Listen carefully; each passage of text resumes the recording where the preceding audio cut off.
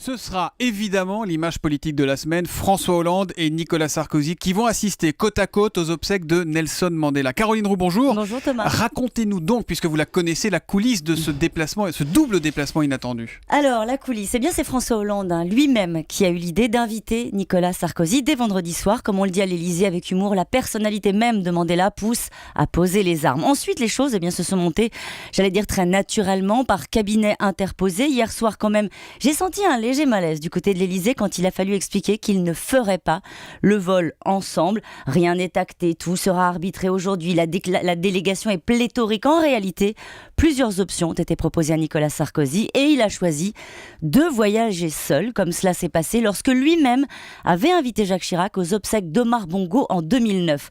2 avions pour un enterrement dans un contexte de disette budgétaire, c'est maladroit. Parce que les deux sont payés par la République ? Naturellement, Bush et Obama, eux, voyagent ensemble dans Air Force One. Alors les proches de Nicolas Sarkozy expliquent qu'il a choisi la discrétion depuis la mort de Mandela qu'il avait rencontré, mais au fil de la conversation avec son entourage, on apprend quand même qu'il a toujours dans son bureau une photo dédicacée de Mandela qu'il n'a jamais quittée depuis leur dernière rencontre, c'était il y a 5 ans. Alors ayons un tout petit peu l'esprit mal tourné, Caroline. C'est peut-être aussi toute cette affaire pour Nicolas Sarkozy une façon de rappeler que lui au moins il l'avait rencontré, Nelson Mandela. Bon, en tout cas, ça ne peut que réchauffer une relation polaire entre les deux hommes d'État, cette affaire. Oui, malgré alors, tout, même s'ils feront avion séparé. C'est vrai. Alors, ils se sont retrouvés une fois côte à côte aux obsèques de soldats français morts en Afghanistan, aux Invalides. Mais c'est vrai, vous avez raison, qu'entre les deux, l'ambiance est plutôt la guerre froide, le climat est tendu. J'ai le souvenir, lors d'une rencontre avec Nicolas Sarkozy en avril dernier, de l'avoir entendu lui-même très sévère sur l'attitude de François Hollande lors de la passation de pouvoir, une attitude indigne selon lui.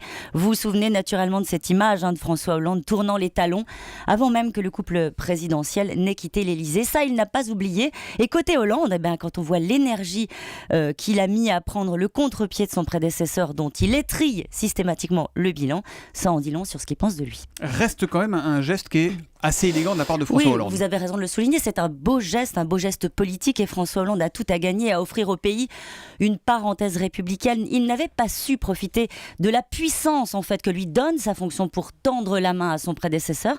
C'est fait.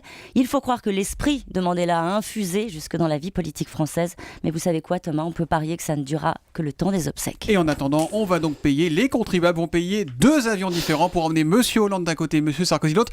Il y a souvent un deuxième avion, un avion de secours derrière le chef de l'État. On va essayer de savoir si là c'est celui de Sarkozy qui va compter, s'il y aura en plus un 3e avion, et puis on fera les comptes. Et on va regarder tout ça et on vous en parlera dans les prochains jours. Merci Caroline, à demain. À demain.